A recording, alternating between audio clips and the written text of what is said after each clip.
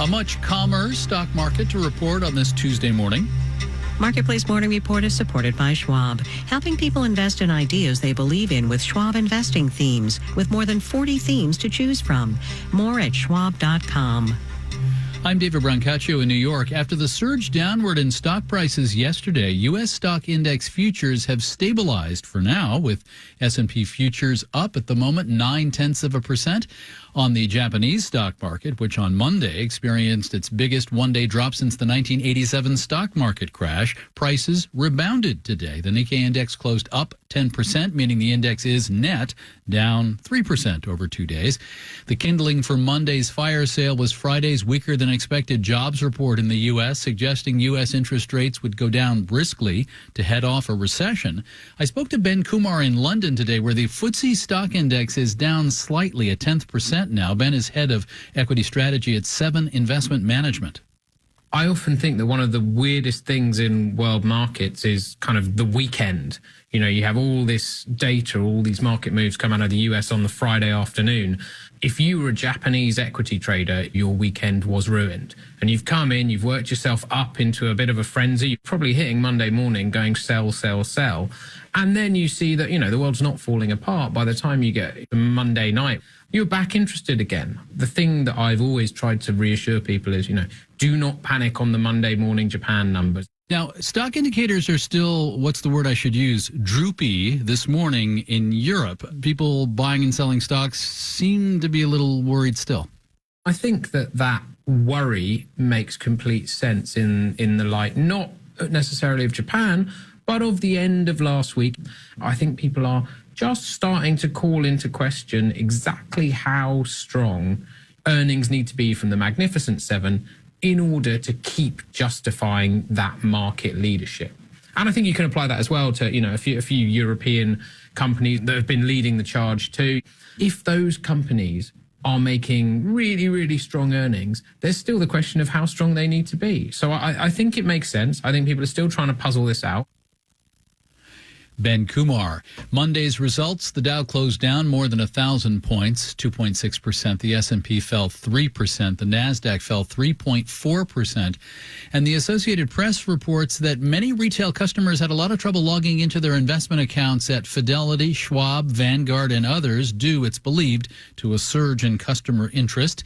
Should you be making investment decisions in the heat of battle like this, with so-called stock market's fear index, the VIX, surging yesterday? It was tough even for a pro like Chantel Chapman, a researcher and educator on the subject of financial trauma. I was tuning into the news and the energy was very urgent. There was this kind of desire to open up my investment account and maybe do something really quickly. Chapman urges people to take an inventory of their emotions before making money decisions, and then to examine the hard data of what we know and don't know. So what are the actual data points that you're working with? This is where we do some education. And this is where we might be, you know, looking at what's actually happening in the economy and trying to understand it a little bit more.